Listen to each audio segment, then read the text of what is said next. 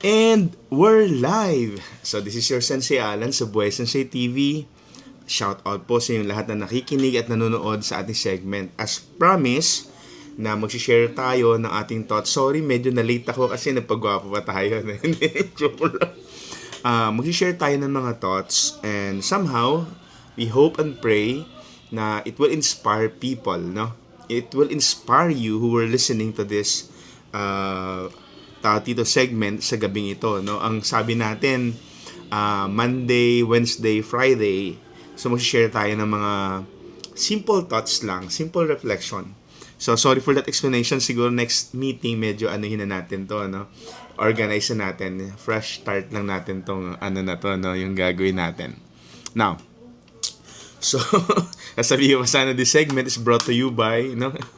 So, ang goal ko tawag dito ay mag-share ng simple reflection from 8 o'clock hanggang 9 o'clock. So, kung abot ako ng 8 to 9, something like that.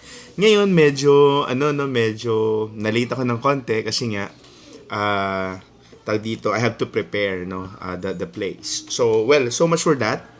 Today, no, may mga kopyat na tayo. Siyempre, nag-prepare tayo para tayo natuturo pa din, no? So,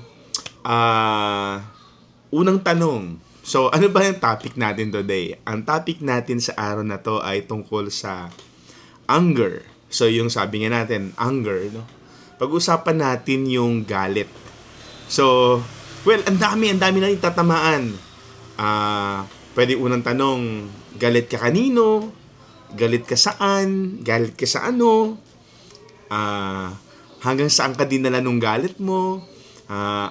Dito, well, definitely, ang dami natin pwedeng iba to. But, again, ang goal natin today is to understand how to surpass that anger. How to surpass that feeling that leads to parang hindi ka lang nagtampo, hindi ka lang nagalit, hindi ka lang hindi namansin, kundi talagang you fall into the pit ng sobrang lalim na revenge, na talagang nagkikimkim ka na ng talagang galit, na pag nakita mo siya, talagang nag-outburst ka. So, ito yung mga pag-uusapan today. At tutulungan tayo ng reading sa Book of James, chapter 1 to 19, na sabi, pag dumating yung time na galit ka na, you talk less, you listen more. No, you talk less, you listen more. So, yun yung una nating dapat maintindihan. Grabe, no? You talk less, listen more. Galit na nga ako, tapos hindi pa ako magsasalita. Lahat ng mga tao ngayon, yung galit nila, binabato nila sa social media, yung galit nila, binabato nila sa parents nila, yung galit nila, sobra, no? Napapaisip ako kasi, sandali lang, ang counterpart ng galit, meaning to say, yung nawawala sa'yo pag galit ka, yung kaligayahan, yung happiness. Masaya ka, pero galit ka. So, nawawala sa atin yung sarap ng kaligayahan dahil galit nga tayo, no? So, yun yung pag-uusapan natin. By the way, shout out kay Clay, no? Ayan, hello, Nak. Shout out din kay Laika. Ayan, no? So, shout out. Thank you for watching. Kanina nung binabasa ko yung comment ng isang estudyante ko, okay, no, sabi sa akin ni Jay, Yaj ni Yaj, sabi sa akin, sir, pag-guest naman ako dyan, no? Napaisip ako, nga, no, pwede tayong mag-segment na may guesting. So, dito, pwede pala yun. So, pag-usapan natin. Now, so, ang unang key points dito is that I would like to share to you is that ang pinost ko na noong nakaraan, a true listener hears with the ears, the head, and the heart. Tinatamaan yung pandinig, tinatamaan yung pag-iisip, tinatamaan yung puso sa tuwing ikay nagagalit. Now, napakaganda nung gospel kahapon kasi the values of God's kingdom. Pero, well, ano pa natin yan, no? Tatamaan pa natin yan. Pero pag tinan natin mabuti kasi ang ganda-ganda lang ng ang ganda-ganda lang ng key point na laging sinasabi ng mga nagtuturo ng simbahan na si God ay nasa puso natin. Kung si God nasa puso mo, tapos galit ka, di ba? Halimbawa, ito yung hindi ko maintindihan eh. May mga bata na galit sa kanilang parents, pero umuwi pa rin sila sa bahay nila. Bakit? Kasi wala kang matulugan, wala magpapakain sa'yo, wala mag-aalaga sa'yo, kasi nga, bata ka pa, di ba? Bata ka pa. So, ano yung mangyayari? So, galit ka sa parents mo, pero uwi ka ng bahay para matulog doon, no? Nakakatuwa. May mga bata naman na galit. May mga estudyante na galit sa buhay nila, ayaw na nilang pumasok. Sinasabi nila, ayoko na mag-aral. Pero pumapasok pa rin sila sa school. Sayang baon eh. Di ba? Pero kung titinan natin, saan ka ba dadalhin ng tunay na galit? Saan ka ba dadalhin ng tunay na galit mo? Kung totoong galit ka, una, tinuro sa akin ng bata pa ako na natural sa tao ang magalit. Pag ikaw ay nasaktan. Natural sa tao na makaramdam ng tampo pag ikaw ay nasaktan. Siyempre, nasaktan ka, magagalit ka. Pero tinuturo sa atin na sandali lang. Ang galit, hindi yan hinahayaan na tumagal. Yung galit, hindi yan hinahayaan na sirain niya yung flow ng buhay mo. Di ba? Wow, bagong gupit. Pati gupit ko. No? Pre? Courtesy of sponsors. Pero, tawag dito, pag tinignan natin, yung ganda nung reflections for today is that when you go to a reality, no? Madaming galit ngayon. Literal. Galit sa politika, minsan galit sa pananampalataya, galit sa mas matanda sa iyo. May mga galit na talagang alam niya na. So, hindi naman tayo experts, pero yung galit na to, may mga manifestation yan. Siyempre, kung galit ka, may tatamaan yan, may masasaktan yan. Kung galit ako at in-express ko na yung galit ko, meron akong masasaktan, meron akong masasagasaan, and then it will lead me na parang hindi ko na mapigilan yung sarili ko. That's why, wait lang, stop lang tayo, stop. Pag galit pala ako, kailangan mo na akong tumahimik, makinig. Hindi ko pinapakinggan yung galit ko. Pinapakinggan ko kung ano yung nangyari sa akin. Ako din mismo. Ako din, galit ako, no? Marami din akong galit that leads to naging kalabang ko. Yung galit ko na talagang ang dami ko ng taong pinagsabihan ng galit ko. Pero yung galit na yon, it will lead you to lungkot. Subukan mo magalit, sabi Sir. Shout out kay Sir Gav, no? Clay, well, we have reason. Message mo ako PM, sabihin ko sa'yo. No? Yung galit, it leads you to lungkot. No? Suddenly, you will feel like galit na galit ka, then malulungkot ka kasi feeling mo, iniwang ka ng lahat. Ikaw na ngayon nagawa ng mali, ikaw na ngayon nagawa ng hindi tama. Nung nagalit ka, nung nagalit tayo, nung nagalit ako pa yung nakaramdam ng feeling na, sandali lang, pag nagalit ako, manalayo ko yung sarili ko sa mga taong deserve ng time at effort ko. Di ba? Now, then I realized today, no, ang dami-dami ko mga, hindi ako magbabanggit ng pangalan, no. Sa tagal ko sa pagtuturo, ang dami kong cases na narinig. I will not be sharing to you cases na talagang, matindi, no. Ang dami ko ng cases na meron akong estudyante before na tawag dito, sobrang galit sa magulang niya. sa nangyari sa buhay nila. Well, they were broken. Tapos, tawag dito, ang ginawa niya, hindi na siya nagpapasok ng klase. So, ginawa niya, tawag dito, naglaro na lang ng bilyar, no? Bilyar na lang tayo dito. Ayoko na.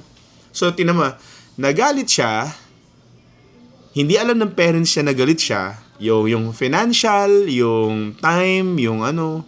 Then, ang akala niya, sorry, hindi man ako expert na, ang akala niya, ito-tolerate ko siya. So, sabi niya sa akin, nung lumapit na siya sa akin, sabi na ngayon, "Sir, ayoko na mag-aral, galit ako eh." Okay, sige, galit ka. Sigurado ka bang galit ka? Galit pa ba yan nasa puso mo? Kasi baka mamaya, hindi galit yan. Yung galit na yan leads you to, ito na ba yung plano mo sa buhay? Now, then you ask yourself. Sabi ko sa estudyante ko noon, sabi ko sa kanya, you ask yourself. Kung galit ka, ngayong araw na to, bukas, isang linggo, okay, galit ka. Sobrang galit mo, iyak mo. Pero totoo nun, isang buwan ka ng galit, 2 buwan ka ng galit, that leads you na ayaw na mag-aral, gusto mo ng taon ng galit. Sandali lang, hindi na galit yan. Hindi na rin tampo yan. Tawag yan, paano sirain ang buhay mo. So sabi ko sa kanya, tumigil ka muna sa pag-aaral. Tumigil ka. Tumigil nga siya. Then eventually, my dear students, my dear friends na nakikinig, no, tumigil siya, then bumalik siya, I think after 1 sem, bumalik siya. Then, siguro one time may invite ko siya dito pagka pinayagan niya na ako, no, kasi I know the name still, no. Graduate sa college. Naging okay naman yung buhay. Naging maayos.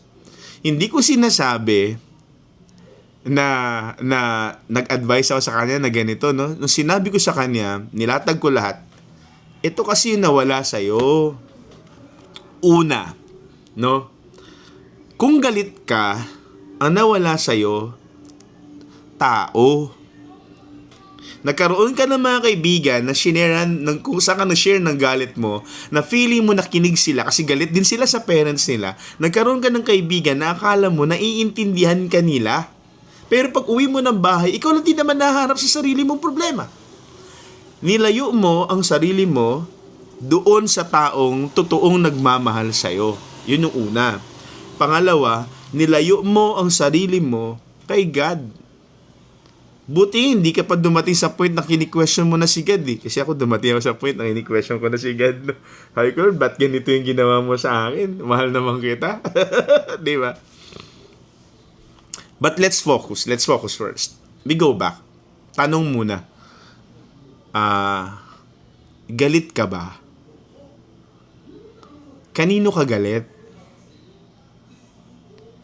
Hindi ko sinasabing magpatawad ka, pero sabi nga, forgiveness is a decision, healing is a process. Hindi madali ang magpatawad pag ikay galit. Proseso yan. Pero you have to start forgiving. Ako, napatawad ko na. Ayoko lang siya makita. Sorry. Joke lang. Ang dami ko ng mga naging kaibigan na meron akong kaibigan na tinakbo yung pera ko. Pero gusto ko siyang makita. Gusto ko marinig kung bakit tinakbo yung pera ko na nabaon ako sa problema nung dumating na yun, no? Nagalit ako sa family ko din dahil hindi ko makita yung sense ng tulungan niyo ako kasi naghihirap tayo. Hindi pwedeng ako lang, di ba? Shout out kay Sir Gab. Ingat ka, pauwi ka na ba ng Manila? Shout out kay John Mark. Thank you for watching. Dumating din ako sa punto na sobrang nagalit ako kasi nga nasaktan ako. Ginawa ko naman yung best ko. Nag-aral ako, nagtrabaho ako, nagturo ako, and yet still they choose to hurt me, no? They choose to hurt me. And I think you have the same feeling. Pag galit ka, when people choose to hurt you, then you get angry towards them, then you realize, you go back. Sandali lang. Sometimes, when you are in rage, yung nawawala sa'yo, yung self-control. Nawawala sa'yo yung confidence na hawak mo yung sarili mo.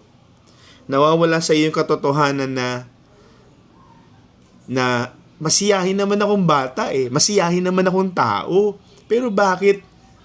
Di ba? Yun yung mawawala sa'yo. Di ba? Then you realize na sandali lang. Hindi lang po self-control yung nawala sa'yo pag nagalit ka. Yung nawala sa'yo, respeto.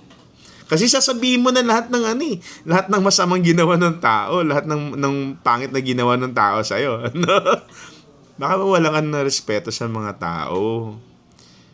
And because of that, sandali lang, your presence is a gift. You're being happy, showing to people your happiness, sharing to people your love. Yun yung nawala Pag nagalit ka, yun nawala. Nawala yung presence mo na nagpaparamdam sa kanila na pag nakikita kanila, everything will be alright. Di ba? Then, ang pinaka-worst case, pag galit ka, yung feeling na hindi ka na value. Tapos biglang may magte-text sa'yo, no?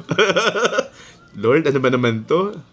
Meron akong kaibigan na papasundo, wala daw masakyan, 9 o'clock. Ano ba yan? Guys, hanggang 8:30 lang muna tayo. Tawad lang to, tawad lang. Ano po? Tawad lang. Now, so, 8 minutes na lang tuloy, no? Hanggang hawak ko pa tong yung gospel natin. So, ang ganda-ganda kasi napapareflect ako nung gospel Sunday hanggang Monday. Nagsasabi na tawag dito, the kingdom of God is like a mustard seed, no? Ang ganda nito. So, siguro later on, ang daming sana i-share sa inyo Now, but let me give you realities first. Realities. Okay. Realities. Let me give you 3 stories. Totoo to. Pero biro.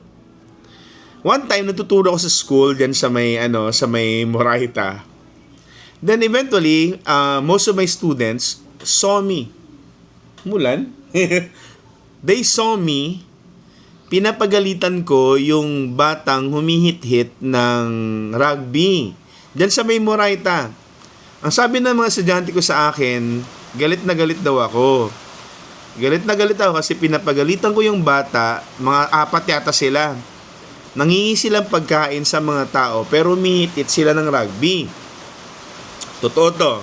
So, sorry for the background baka natin humihit-hit sila ng rugby, then eventually, nagalit ako. Sabi ko dun sa bata, sabi ko, anong ginagawa mo? Ba't ka nag-rugby?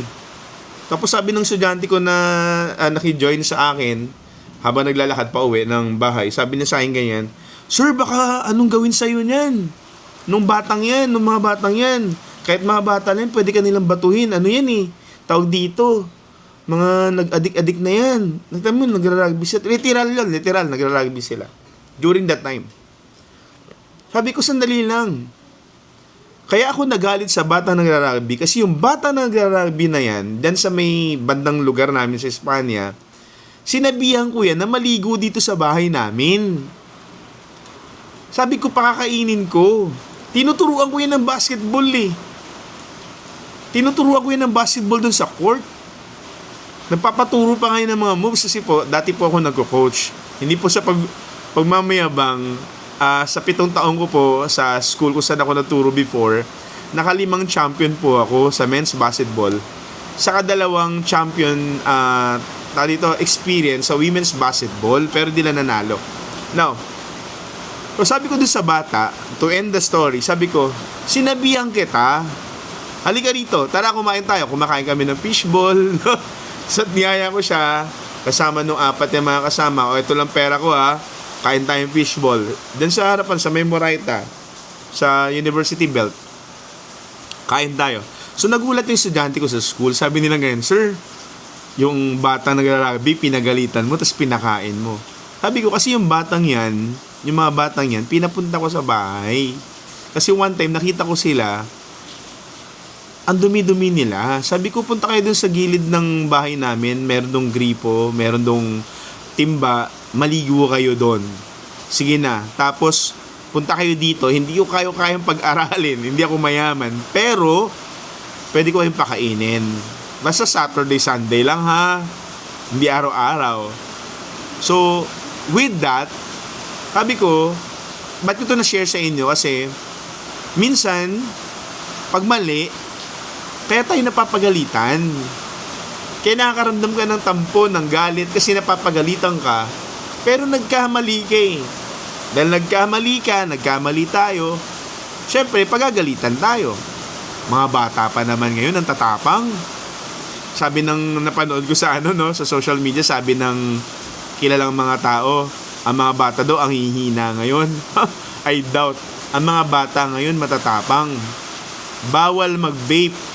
Bawal mag-vape, estudyante. Bawal mag-vape sa public. Saan sila nagbe-vape? Sa loob ng CR ng school. 2 rules ang kanilang sinira. Batas sa labas ng school at sa loob ng school. At the same time, bawal sa school yon, ginagawa pa ng mga bata. Hindi ko po kayo kinokondem ha. Sinasabi ko lang po sa inyo, sample lang po ito. Alam natin na bawal po manigarilyo at mag-vape sa public. Pero may mga bata, estudyante, na nagbe-vape sa loob ng CR. So, you have to ask yourself now. You have to ask yourself, hindi po tayo perfect. Hindi po perfect ang government, ang mundo, hindi po perfect ang school. Pero bakit nagagawa ng mga batang to ang ganitong maling gawain sa loob ng school and even sa labas ng school? And I lasang ulan. And one thing I realize, well, we have our different expressions.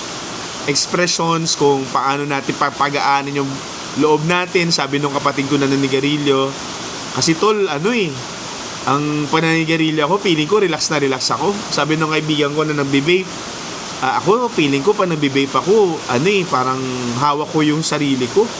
Well,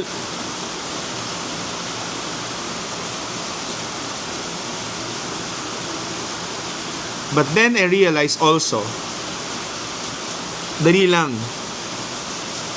may mga lugar na hindi dapat nating ginagawa mga bagay na to. Then, isa sa mga bagay na sink sa akin is that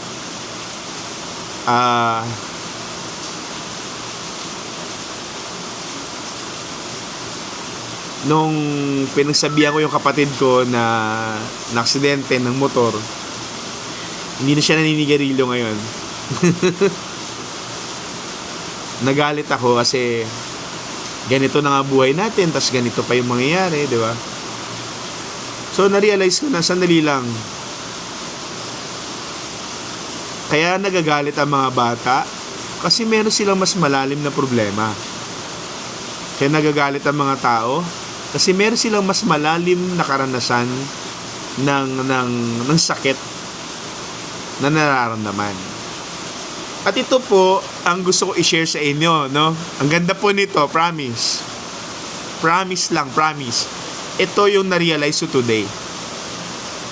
In order for you to surpass that anger, in order for you to surpass that hatred, that rage, in order for you to live it in the past, please create a life you can't wait to wake up to. Nabasa ko lang to eh. Sorry, hindi ko makot kung kanino ko, no? Pero nabasa ko lang to. Every day, you should create a life. You think of a life that you wanted to live tomorrow, na excited kang magising bukas. And I hope that is a life of happiness, no? Sana buhay na masaya. Yung planuhin mo, sabi niya, mga plano-plano, planuhin mo. You plan it. Then you realize that it leads you to a better way of life. A flow of life. Diba? Then second thing, before we end, no, kasi aalis na ako, 8:30 na, lakas ng ulan. Sa lahat po na nanonood, shout out po talaga sa inyo, no. Sorry, short segment lang tayo today. Na-realize ko today na ang daming pwedeng mawala sa atin kung tayo ay galit. Pero pag na-surpass natin ang galit na yan, it leads you to love. It leads you to really love. Si God, si Christ, nagalit siya sa temple. Pinagalitan niya yung mga tao. Because He wanted to show how much God loves them. Your parents nagagalit sa'yo because your parent wanted you to feel, to show to you yung effort at love nila all throughout your life. Yung mga anak nyo, lalo na sa mga broken family na nagagalit sa inyo, hindi lang yan galit dahil galit silang broken kayo. They wanted a family. That's why nagagalit sila. They love the concept of family. Paano natin masasolve ang problema natin sa gobyerno? Puro tayo galit. Walang love. Tandaan nyo, lahat fair sa love. So my dear students, my dear friends, those who were listening to this short segment today, rest assured that I will always pray for your family and you. That you will surpass your hatred, your anger. One thing that I realized in today's sharing, your anger is just a feeling. Huwag mong panatilihin yung feeling na galit ka. Hanggang feeling pa lang siya, terminate mo na yan. Tanggalin mo na yan. Yung kapatid ko, kaysa magalit ako, tinawanan ko na lang. Yung estudyante ko, kaysa tayo dito, yung bata na tinuturuan ko, kaysa magalit ako, well, I choose to be available to them. Then, to end the short, meron akong experience noon na talagang na nagalit ako kasi gusto ko ang dream ko at the age of 16 naglalaro pa rin ako ng basketball eh. So one time dito sa may Antipolo dito sa may Espanya, naglaro kami nung kapatid ko ng basketball. Then binato ako ng hollow blocks dito sa ulo. Kaya mapansin niyo tabingi yung ilong ko, no? Tabingi. Nabato ako ng hollow blocks dito dahil sa basketball.